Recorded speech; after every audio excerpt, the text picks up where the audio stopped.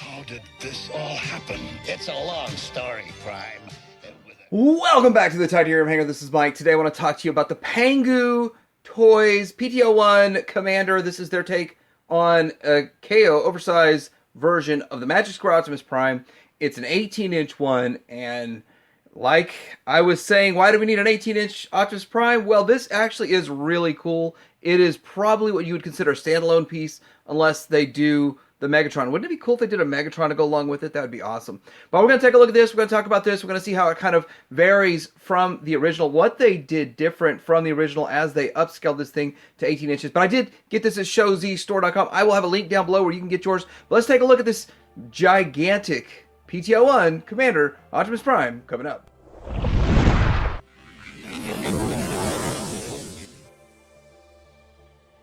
Right here is the box, and it does look completely different than anything Magic Square did. They did their own design here, picture of the real product, and then everything it can do on the back. That's some good stuff going on right there. But yeah, it's a different kind of a box, and it has different features, so it showcases it all. Really cool. Alright, so here he is out of the box, and I want to say that is a very good looking Optimus Prime because I think Magic Square did a fantastic job with this mold. And upscaling it, I guess they picked the right one. For those of you who have the Lewin Resources that's like 24 inches or something like that, this is smaller than that, but it still feels really big. This is the biggest Optimus Prime that I own, and with that it's a transforming Optimus Prime. Whole lot of cool stuff with it. But it is kind of like hollow-ish, just exactly like the original mold.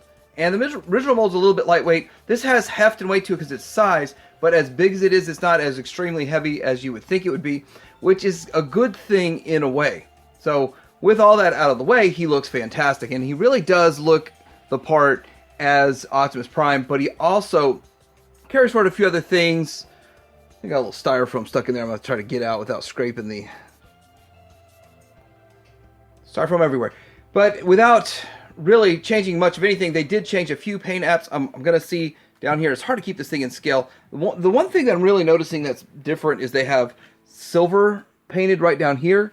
And aside from that, I'm really not noticing much different. There are some accents. There's some lighting to it and stuff, which I wasn't able to get working.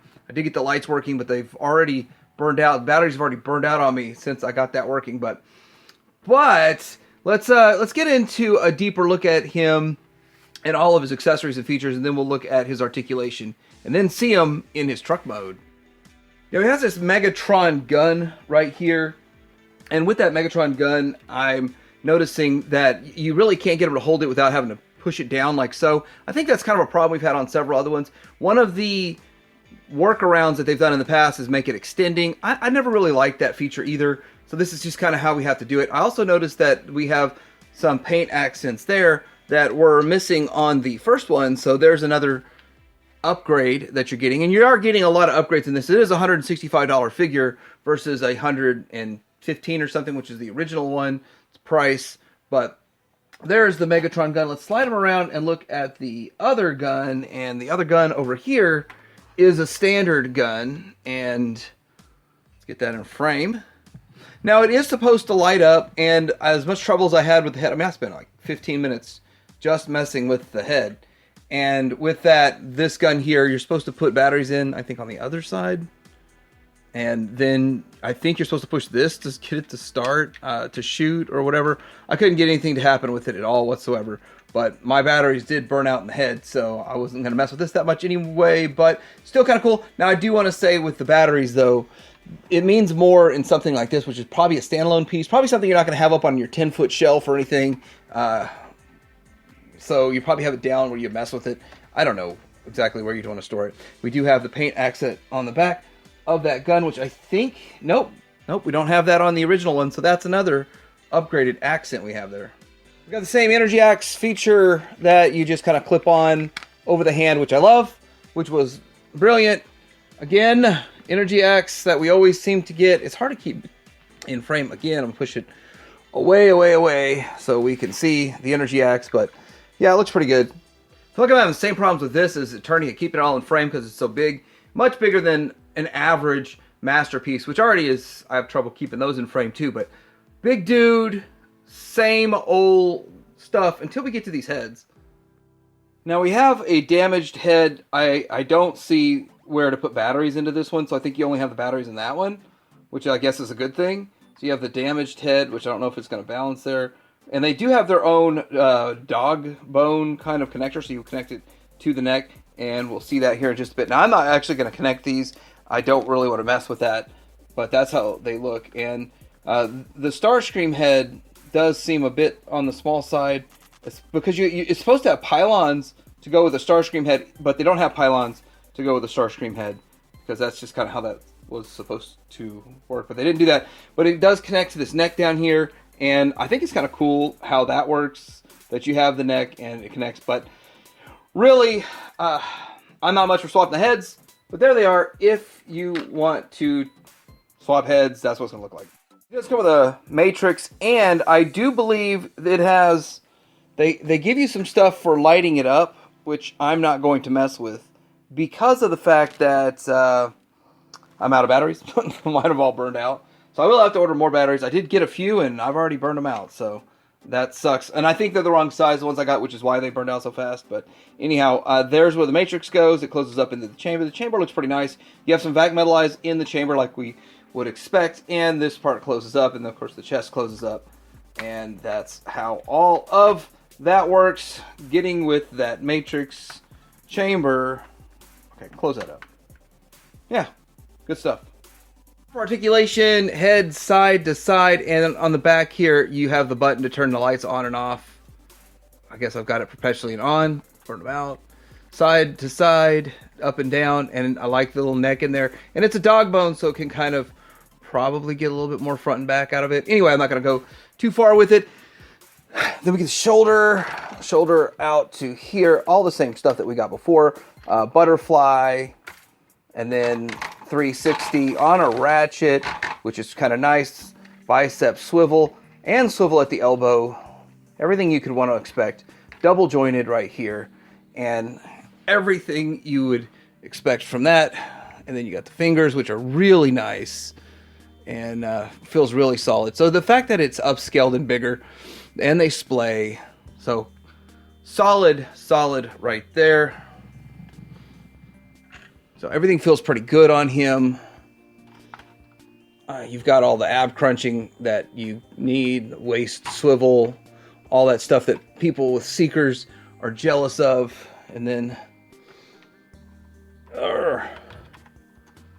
open that flap. Now this does have the hiding hip flap gimmick that we started seeing from Takara. Of course, it was carried over into their original one.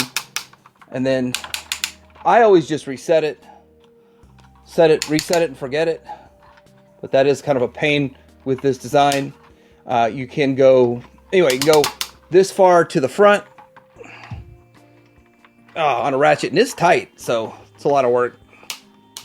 And then this far to the back.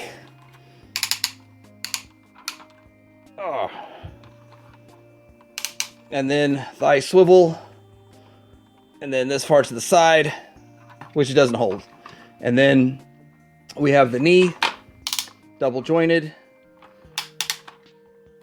And let's get down to the foot. This is not so much of a workout as it is just extremely awkward because he's so big, but side to side and then a little up and down and all that. Same stuff you always get. And with that, because of his size and his dimensions, you kind of have to be a little mindful about how you pose him, because he has a lot more weight than the original one. I didn't weigh him, but it feels like about 3 times the weight of the original one, going from 9-inch to 18-inch. I mean, it's probably only double the weight, but it feels triple the weight to me. And with that, just it's a lot easier just to pick this guy up from whatever pose I have him in and set him down. And then picking this guy up, I just want to make sure that if something moved, shifted, then I wanted to make sure it's on solid footing before I let go of it. That's just all there is to it. Simple physics of it being so big. For comparison, there's not a whole lot really to compare this to. I could, I guess, compare it to a Titan. I guess I'll do that. But the thing is that this is the Pangu 01, this is Pangu 02, and then, of course, the Prime. And I use the first coloration of their Omega Supreme. I use that in my main display because it fits perfect. And with that, the blue one is kind of cool to have like an extra one floating around, doing other things with, but that's the size on this. There's a Titan class comparison. I kind of feel like things fall over when I grab this one out, but there it is. We do need an upgrade of this guy. I think that's definitely something necessary out there, but I do like Cyan Culture, what they did with it. But this Prime is prime time. I think Lewin Resources is about the size of this one over here. Here it is in alt mode, and it is just wildly, insanely big. This thing is, I'm not joking. I'm not joking at all. It's huge. It's huge. It's huge. And I didn't really get the size of the alt mode until I saw it next to a G.I. Joe figure, which is insane how big it is. Now, it looks like you could fit the G.I. Joe figure. No, you can't. Even though the door opens, it's a door to nowhere. The opening is, I guess, a fun little gimmick, but it's still really cool. You pose your figures for pictures and stuff like they're gonna get into this Optimus Prime. It is just insane to have this big of an Optimus Prime in the alt mode. That is crazy. But looking at it, it does look really nice, and we will do some comparisons to the original one. But I love all the chrome, of course. Styrofoam piece still showing up here and there, and yeah, it looks good. They did a better job with theirs than MP44 did. There's more styrofoam stuck in this piece here. But pretty clean. You can see the tail lights, and yeah, overall a pretty clean design.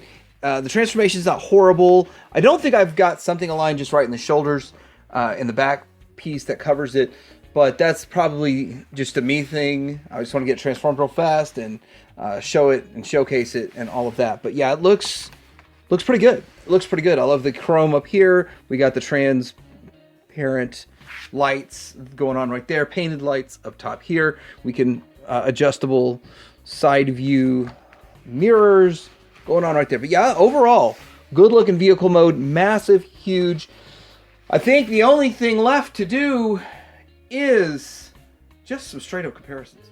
Here is the first version of this mold, and it looks pretty much the same. Now, it didn't come with this extra hitch for MP.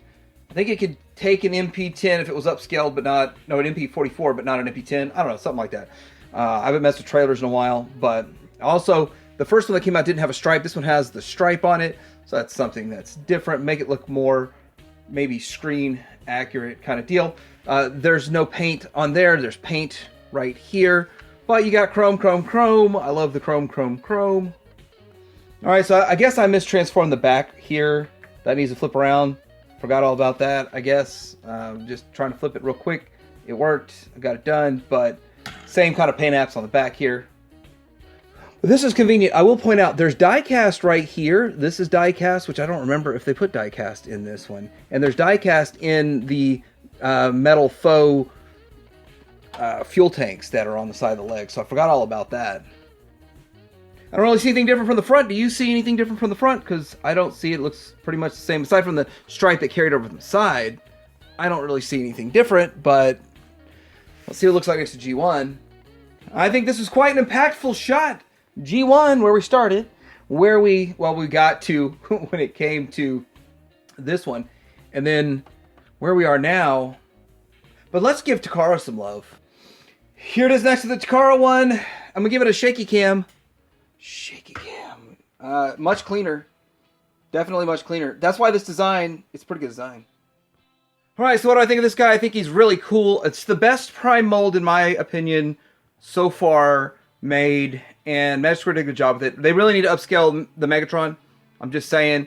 I would like to see Magic Square upscale theirs to Masterpiece, and Pangu take it the whole way. We need it. I mean, it's something that's necessary. By itself, it's cool, but if it had a Megatron with it, it would be amazing. It would be a really good complement or a good pair to have on your shelf. The lighting is kind of a bit of a pain for me to get the batteries in there, and then they didn't last very long probably because my batteries are too small. It's my fault, I'm sure. If I get the right ones in, it'll probably work better. But aside from all of that, I think it's really cool. $165 is not a whole lot of money for a Masterpiece scale Optimus Prime. In my opinion, that's a pretty decent price point for 2024 for a Masterpiece Optimus Prime. But then to get one that's 18 inches, it's just huge. And I remember the Lewin Resources one being like $300 or $400, something like that. And this is a little shorter than the Lewin Resources, but I think value-wise, it's there. Is this for everybody? Probably not. Not everybody's going to want this big of an Optimus Prime, but if you're going to make a big figure just out of the blue, it should be an Optimus Prime, and they should follow it up with a Megatron. But let me know what you think about this in the comments below. Like and subscribe, and Titanium Hanger out.